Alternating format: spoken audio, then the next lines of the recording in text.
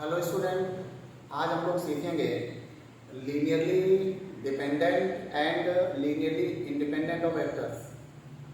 ये linear algebra का बहुत ही इम्पोर्टेंट पार्ट है, क्योंकि आगे चल करके जब हम लोग बेसिस एंड डायमेंशन पढ़ेंगे तो वहाँ पर हम लोगों को लीनियरली डिपेंडेंट और इंडिपेंडेंट की आवश्यकता पड़ेगी। तो हम लोगों को आगे का लीनियर अलजेब्रा समझने के लिए आवश्यक है कि हम लोग लीनियरली डिपेंडेंट और लीनियरली इंडिपेंडेंट वेक्टर को समझें। बट लीनियरली डिपेंडेंट और लीनियरली इंडिपेंडेंट वेक्टर को समझने के लिए हम लोगों को समझना पड़ेगा linear combination of vectors, that is LC of vectors. हम लोगों को सीखना पड़ेगा लीनियर स्पान और हम लोगों को सीखना पड़ेगा होमोजेनियस इक्वेशन। देखिएगा, अगर हम लोगों को लीनियरली डिपेंडेंट और इंडिपेंडेंट वेक्टर्स के बारे में बहुत डीपली नॉलेज की ज़रूरत है तो उसके लिए हमें आना चाहिए लीनियर कॉम्बिनेशन ऑफ वेक्टर्स, उसके लिए हमें आना चाहिए लीनियर स्पान और उसके लिए हमें आना चाहिए होमोजेनियस इक्वेशन। तो हम लोग सबसे पहले क्या करेंगे, सबसे पहले हम लोग लीनियर कॉम्बिनेशन ऑफ वेक्टर सीखेंगे, उसके बाद लीनियर स्पान सीखेंगे और उसके बाद होमोजेनियस सीक्वेंस सीखेंगे। उसके बाद हम लोग सीखेंगे लीनियरली डिपेंडेंट और इंडिपेंडेंट वेक्टर्स क्या होते हैं। तो आज का सबसे पहला टॉपिक है हमारा लीनियर कॉम्बिनेशन ऑफ वेक्टर्स।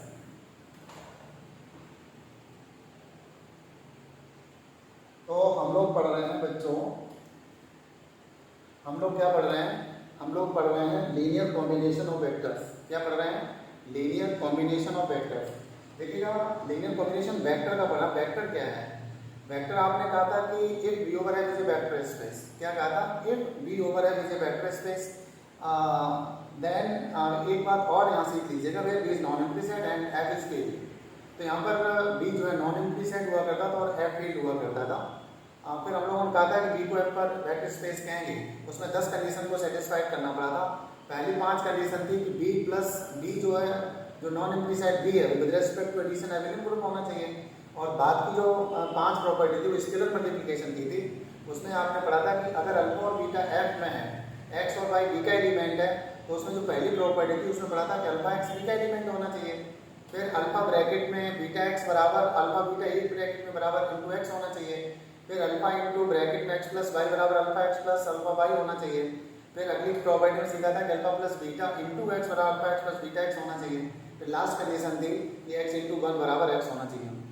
अगर कोई भी सेट, कोई भी वेक्टर, कोई भी आपका जो है नॉन एम्प्टी सेट की लैब पर इन 10 शर्तों को मान लेता है तो वो वेक्टर स्पेस कहलाता है।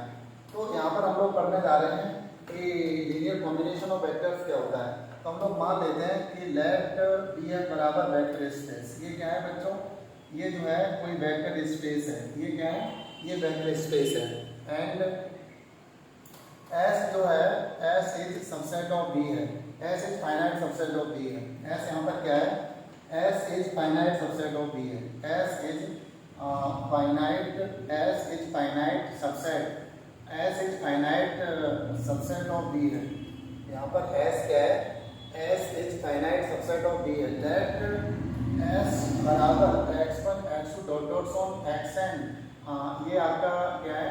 ये आपका जो है वो प्रॉपर सेट ऑफ बी है। If there exist scalars, if alpha 1 alpha 2, if alpha 1 alpha 2 dot dot on alpha n belongs to F, then the vector alpha 1 x1 or plus alpha 2 x2 plus dot dot on alpha n xn is called LC of, is called LC of, is called LC of vectors, is called LC of vectors x1 x2 dot dot from xn. By definition of vector space, by definition of vector space, by definition of vector space, by definition of vector space, alpha 1 x1 comma alpha 2 x2 comma dot dot on alpha n xn belongs to B. By closure property of B, by closure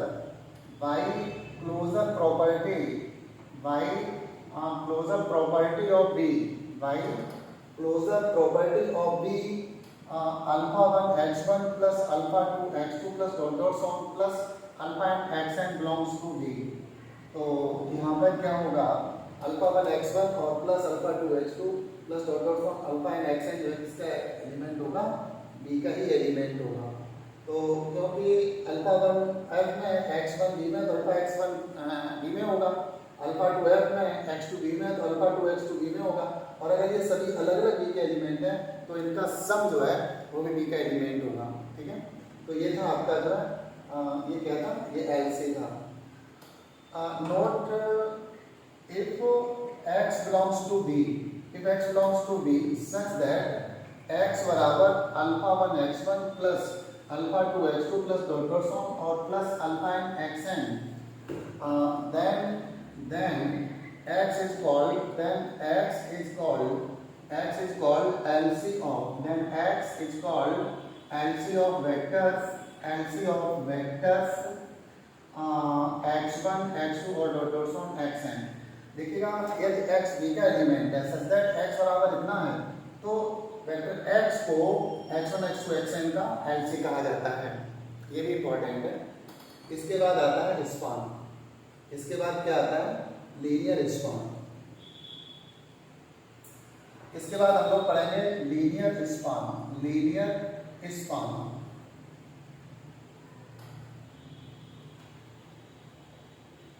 देखिएगा इसमें क्या होता है, if B है बराबर vector space है, ये क्या है, ये हमारे पास जो है कोई वेक्टर स्पेस है, इफ ये वेक्टर स्पेस एंड एस जो है वो फाइनाइट सबसेट ऑफ बी है। लेट एस बराबर x1 x2 dot dot sum xn proper set of B, then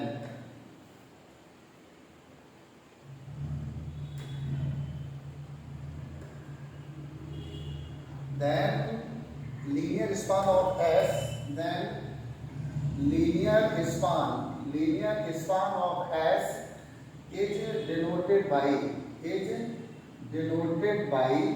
LS and define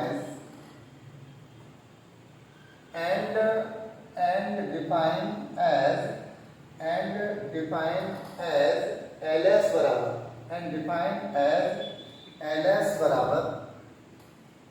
LS बराबर आपका क्या होता है, ये आपका होता है alpha 1 x1 plus alpha 2 x2 plus dot dot sum plus alpha and xn such that alpha 1 alpha 2 alpha n f का एलिमेंट है और x1 x2 xn जो है comma x1 x2 dot dot sum xn जो है वो s का element है।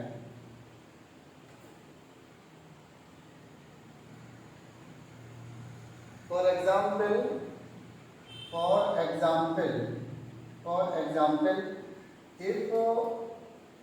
if R बराबर वेक्टर स्पेस, if R बराबर वेक्टर स्पेस, ये क्या है, वेक्टर स्पेस है and S singleton set proper set of R, then LS बराबर alpha x such that then x बराबर 1 into x, यहाँ पर एक स्केलर ले लीजिए, यहाँ से 1 ले लीजिएगा और अल्फा इंटू 1 ले लीजिए, क्या ले लीजिएगा, alpha into 1 such that alpha belongs to real number. तो दिस इंप्लाइज दैट LS बराबर alpha such that alpha belongs to real number है। तो ये R हो गया, ये क्या है, ये LS हो गया, अर्थात S जो है वो LS का सबसेट होता है, that is S is the subset of LS, S जो है वो LS का सबसेट होता है। नंबर दो if S बराबर 1 0 and 0 1 is the proper set of R square, then LS बराबर अल्फा 1 0 और प्लस का beta 0 1 such that alpha comma beta belongs to R। तो यहाँ से LS बराबर हो जाएगा alpha plus 0 comma 0 plus beta such that alpha beta belongs to real number. यहाँ से एल एस बराबर जो आएगा वो आएगा alpha beta such that alpha comma beta belongs to real number तो ये आपका हो जाएगा बराबर आर स्क्वायर। ये क्या हो जाएगा? R square. इसी तरीके से हम लोग तीसरा एग्जाम्पल ले लें। यदि एस बराबर 1 0 0 0 1 0 0 0 1 is the proper set of R Q, then ls बराबर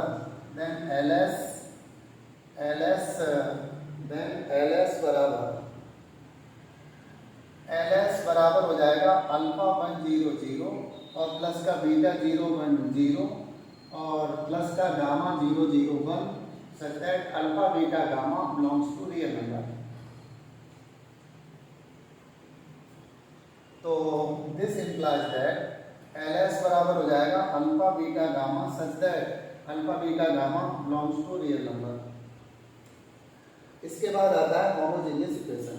नाउ अब हम लोग पढ़ेंगे होमोजेनियस इक्वेशन। अब हम लोग क्या पढ़ेंगे? अब हम लोग पढ़ेंगे होमोजेनियस इक्वेशन।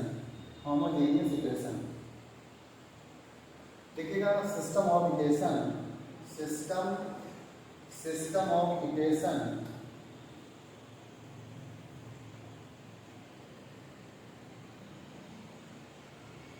क्या है? एक आपका जो है वो system of equation a11x1 plus a12x2 और प्लस का a1n xn बराबर 0 और a21x1 प्लस a22x2 और प्लस का a2n xn बराबर 0 plus dot dot so on am1x1 plus का am2x2 और प्लस का amn xn equal to 0 where aij for every I comma j belongs to I are fixed number and x1 x2 dot dot on xn are unknowns। तो यहाँ पर m बराबर यहाँ पर क्या है? m बराबर नंबर ऑफ इक्वेशन है, m बराबर है नंबर ऑफ इक्वेशंस और n बराबर यहाँ पर है number of unknown KNOWN number of unknown x1 x2 dot dot from xn। यहाँ पर इसका जो मैट्रिक्स फॉर्म होगा इसका जो मैट्रिक्स फॉर्म होगा वो इस तरीके से लिखा जाएगा a11 a12 a1n a21 a22 a2n dot dot सो am1 am2 और amn ये m क्रॉस n है और यहाँ पर x1 x2 dot dot so xn है और बराबर यहाँ पर 0 0 डॉट डॉट सो 0 है।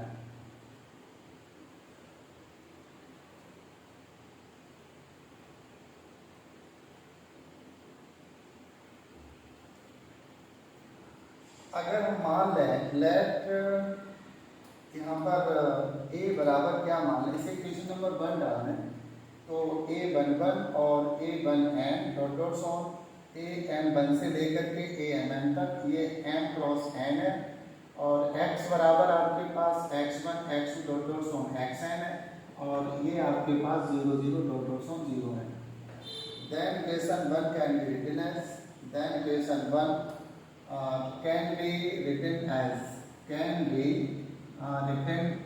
क्या हो जाएगा?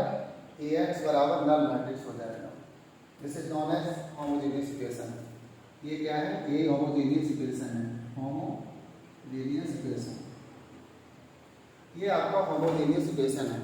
क्या बताया कि अगर आपके पास सिस्टम ऑफ लीनियर इक्वेशन में राइट हैंड साइड में सभी जीरो हैं, जो हमारे पास सिस्टम ऑफ लीनियर इक्वेशन होता है ax बराबर b, अगर उसको b को नल मैट्रिक्स कर दिया जाए तो ये सब होमोजेनियस इक्वेशन कहलाते हैं।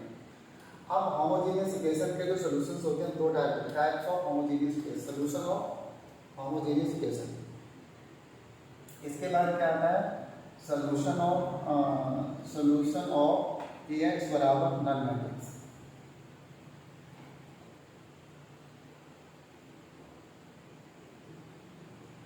एक इसका होता है trivial solution, number one trivial solution. एक होता है trivial solution, trivial solution. Trivial solution को हम लोग कहते हैं zero solution, zero solution, zero solution. और इसका नाम होता है यूनिक सोल्यूशन, और इसका एक नाम होता है यूनिक सोल्यूशन। इसका एक क्या नाम होता है? Unique solution.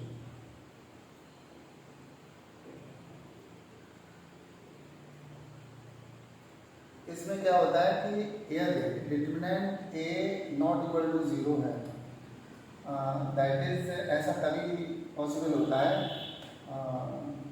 जब number of determinant not equal to zero है, देन Ax बराबर नल मैट्रिक्स है जीरो सोल्यूशन, है जीरो सोल्यूशन, है जीरो सोल्यूशन।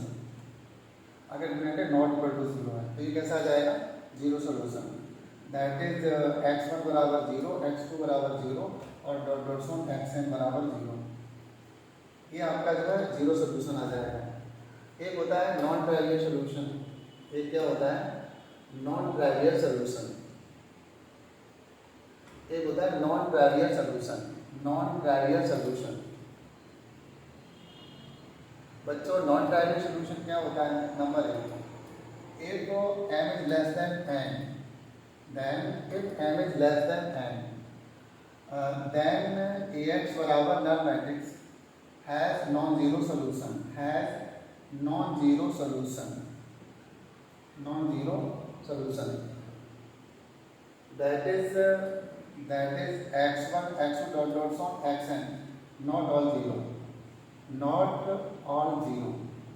अर्थात क्या है कि इनमें से सभी जीरो नहीं होंगे और एटलीस्ट वन xi, अर्थात at least one xi not equal to zero, comma i बराबर 1 2 डॉट डॉट सो n। और नंबर दो, इफ डिटरमिनेंट a बराबर जीरो, इफ डिटरमिनेंट a बराबर जीरो, देन Ax बराबर null matrix has non zero solution, non zero solution, non zero solution और infinitely manifest और infinite solution. और इसका दूसरा नाम होता है इनफाइनाइट सोल्यूशन, इनफाइनाइट सोल्यूशन। यहाँ पर एक नोट है कि Ax बराबर ऑलवेज हैज, एक नोट है क्या कि Ax बराबर null matrix has always consistent solution, has always consistent solution, consistent solution. इसका जो सोल्यूशन होता है वो ऑलवेज कंसिस्टेंट होता है। कैसा होता है? Always consistent. इसका जो सोल्यूशन होता है वो ऑलवेज कंसिस्टेंट होता है। अब हम लोग पढ़ेंगे लीनियरली डिपेंडेंट और इंडिपेंडेंट वेक्टर। क्या पढ़ेंगे? अब हम लोग पढ़ेंगे बच्चों linearly dependent and independent of vectors. Now अब हम लोग पढ़ेंगे linearly dependent and linearly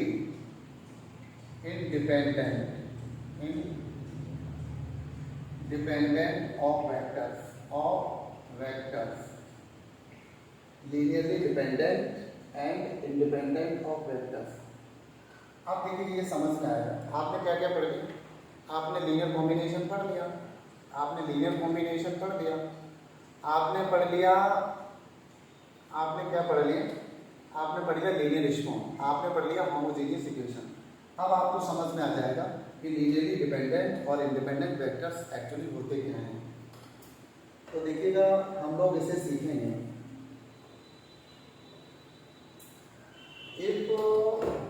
if Bf बराबर वेक्टर स्पेस है, ये क्या है? if Bf बराबर है वेक्टर स्पेस, ये क्या है? ये है वेक्टर स्पेस। एंड S बराबर x1 x2 dot dot so xn, ये प्रॉपर सेट ऑफ B है, प्रॉपर सेट ऑफ V है। अब हम लोग टेस्ट करेंगे, इसमें लिखेंगे कि if there exist scalar, if there exist if there exist scalars alpha 1 alpha 2, if there exist scalars alpha 1 alpha 2 dot dot from alpha n, not on 0, not on 0, not on 0, such that alpha 1 x1 plus alpha 2 x2 plus dot dot from alpha n xn बराबर 0, where 0, यहाँ पर जो 0 है, where जो 0 है बराबर 0 of B, ये क्या है, ये है 0 ऑफ बी, ये है 0 of B, then vectors x1 x2 dot dot from xn are called then vectors x1 x2 are called LD। ये वेक्टर्स कैसे कहे जाएंगे, देखिएगा ये हमारे पास कोई सेट है और उसमें वेक्टर की संख्या x1 x2 xn है, और अगर हमारे पास ऐसे स्केलर कोई मौजूद हैं, यदि scalar alpha 1 alpha 2 alpha n ऐसे मौजूद हैं जो इस समीकरण को सेटिस्फाइड कर रहे हैं, जहाँ ये 0 है, ये 0 है, वो b का 0 है, ये 0 किसका है, यहाँ पर ये 0 b का 0 है, अगर ऐसा है तो ये जो वेक्टर x1 x2 xn है ये LD कहे जाएंगे, क्या कहे जाएंगे, LD। और सेट S को, और सेट इस सेट S को LD सेट बोला जाएगा, and set S is called LD set, and set S and set S is called LD set, और set S को क्या कहेंगे, and set S is called LD set, और set S को जो है and set S x1 x2 dot dot from xn set S ना is LD set, और इसका ये set S है वो क्या कहलाएगा, LD set कहलाएगा। Now if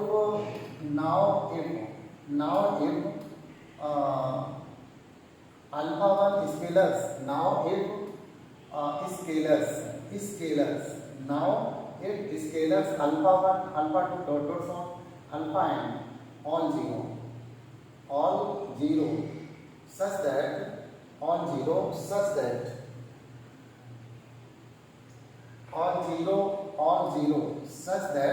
alpha 1 x1 plus alpha 2 x2 dot dot from plus alpha n xn बराबर 0, then vectors x1 x2 dot dot from xn are called Li vectors,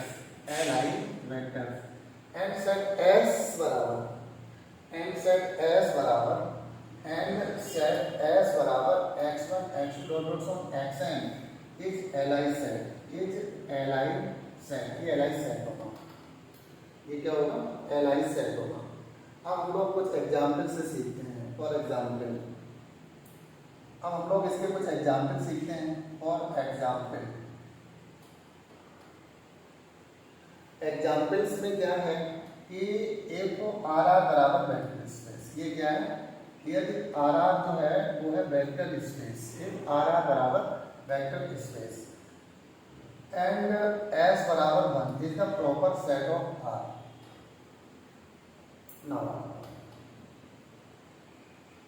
Now LC of set S, LC of vectors, LC of vector of set S, LC of vectors of set S is LC of vector set S, ये आपका हो जाएगा, ये क्या हो जाएगा, ये हम लोग ले लेंगे alpha into 1,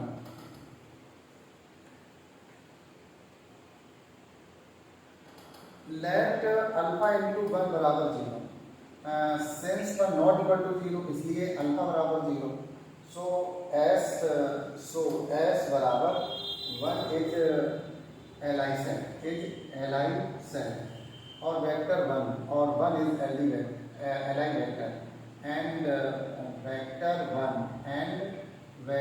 1 is Li vector। इसी तरीके से नंबर 2, अगर हम लोग कोई दूसरा एग्जाम्पल कंसीडर कर रहे हैं, एग्जाम्पल टू है लेट आर स्क्वायर आर बराबर वेक्टर स्पेस। ये क्या है? ये आपके पास कोई वेक्टर स्पेस है। ये क्या है? ये आपके पास कोई वेक्टर स्पेस है और S बराबर 1 0 और 0 1 ये proper set of R square है। टेस्ट एल आई और L D, test L I और L D, test L I और L D of S. First we assume, मान लेते हैं लेट अल्फा और बीटा आर में such that alpha 1,0 plus beta 0,1 बराबर 0 0। ये आपका 0 ऑफ आर स्क्वायर है। ये क्या है? 0 0 बराबर 0 ऑफ आर स्क्वायर है। यहाँ पर दैट इज जो 0 0 है वो आपका क्या है? 0 ऑफ आर स्क्वायर दे रहा है। 0 ऑफ आर स्क्वायर, ये आर स्क्वायर का ही मीन्स जो वेक्टर स्पेस इसी का 0 दे रहा है। तो this imply that alpha beta बराबर 0 0, दिस इम्प्लाई दैट अल्फा बराबर 0 बीटा बराबर 0। सिंस ऑल स्केलर्स अल्फा बराबर 0 और बीटा बराबर 0, सो वेक्टर्स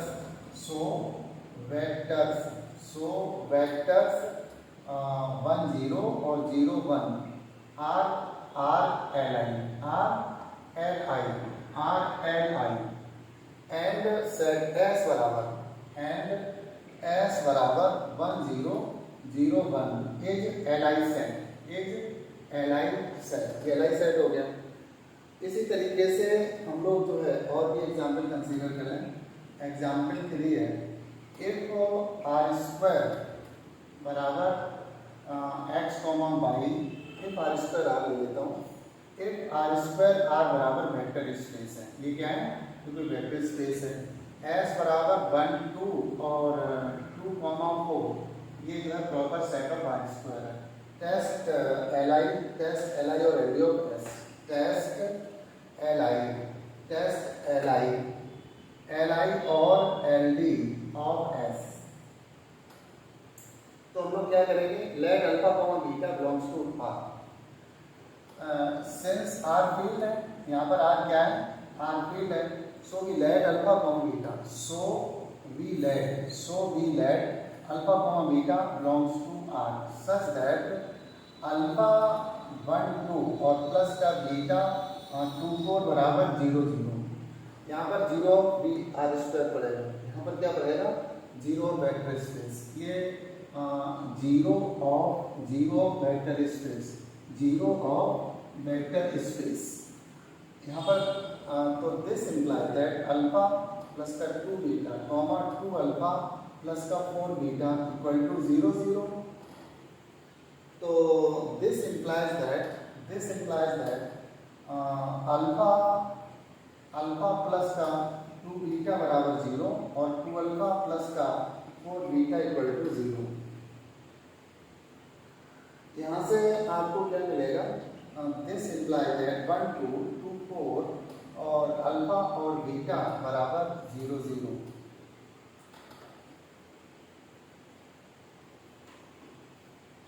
यहाँ से दिस इम्प्लाइज दैट यहाँ पर a और x बराबर नल मैट्रिक्स, वेयर a बराबर हमें मिला है 1 2 और 2 4 और x बराबर मिला है अल्फा बीटा और नल मैट्रिक्स है 0 0।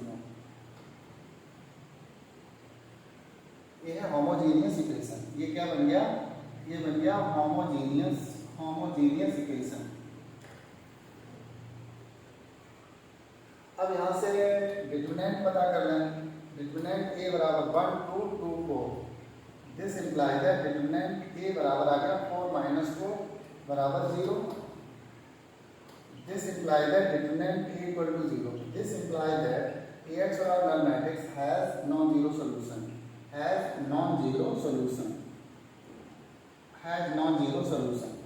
that is alpha comma beta,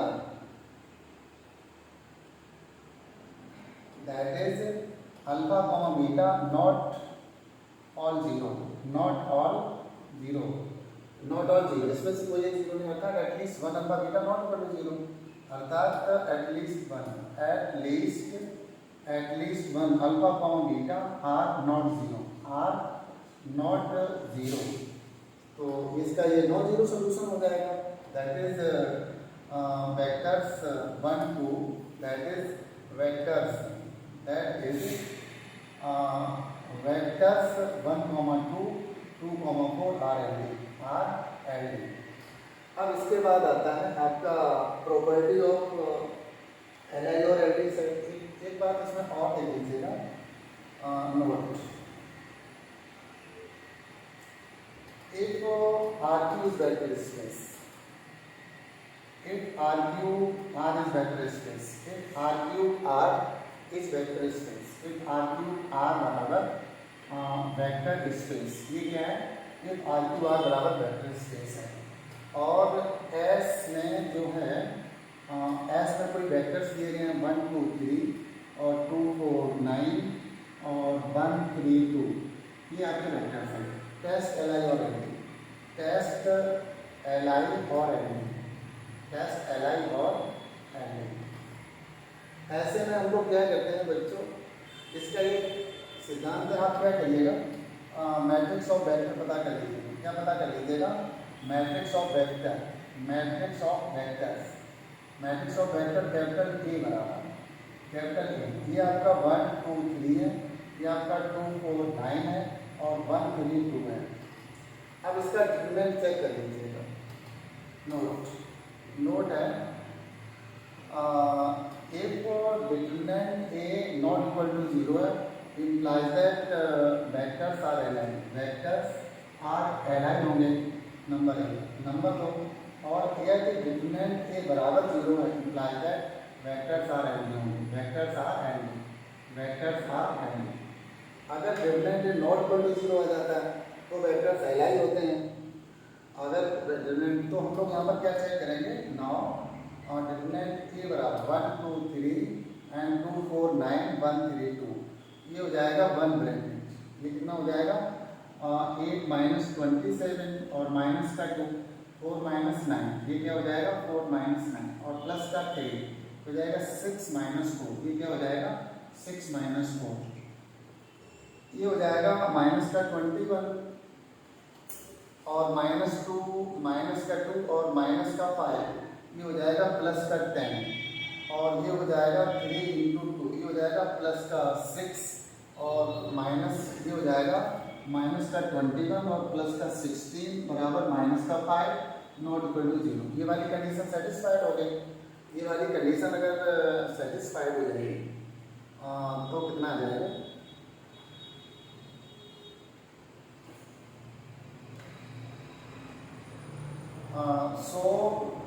set S बराबर 1 2 3 एंड 2 4 9 2 4 9 और 1 3 2 इज एली सेट, इज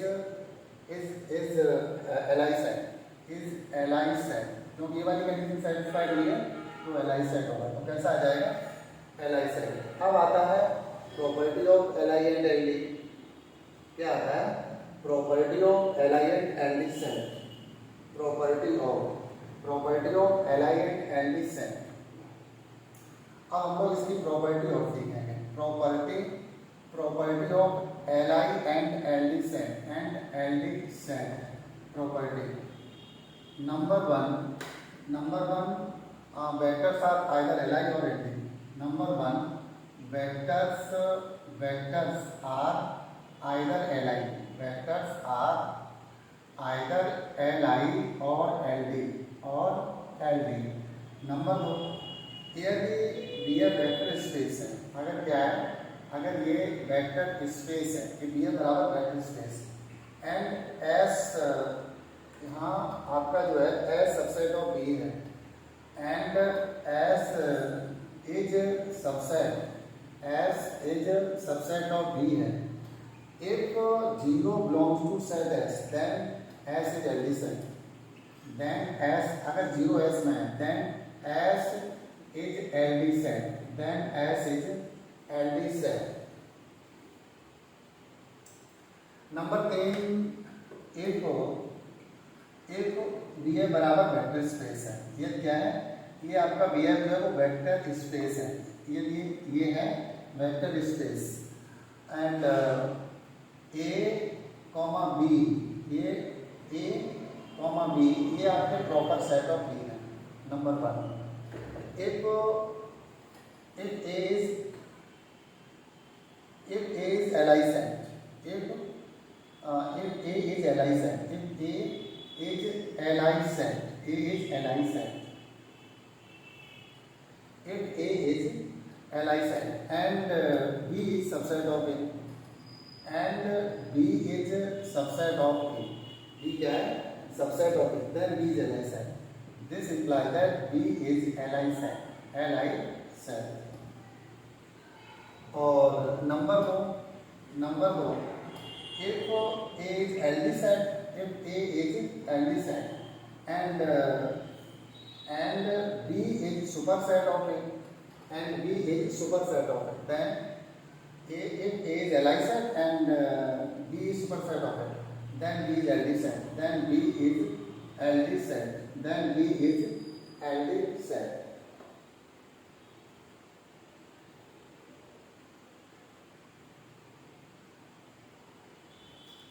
इसके बाद आता है नंबर 4, इफ S बराबर x1 x2 dot on xn है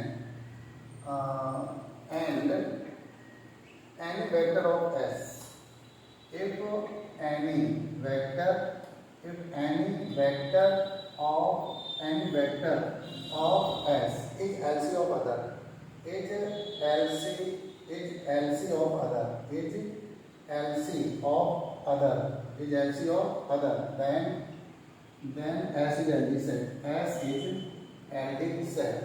then S is LD set, तो अगर आप लोग जो है LI और LD में इतना कवर कर लेते हो तो LI और LD आपका जो समझना चाहिए।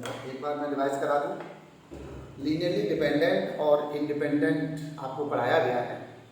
इसको लीनियरली डिपेंडेंट और इंडिपेंडेंट को समझने के लिए सबसे पहले हम लोगों को आना चाहिए लीनियर कॉम्बिनेशन, उसके बाद आना चाहिए लीनियर रिस्पॉन्स, फिर आना चाहिए होमोजेनियस इक्वेशन।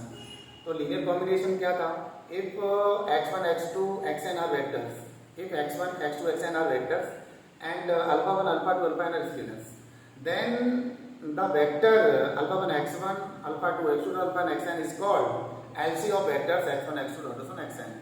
फिर लीनियर रिस्पॉन्स पढ़ा था, if BF is vector space, if BF is vector space and S is the finite subset of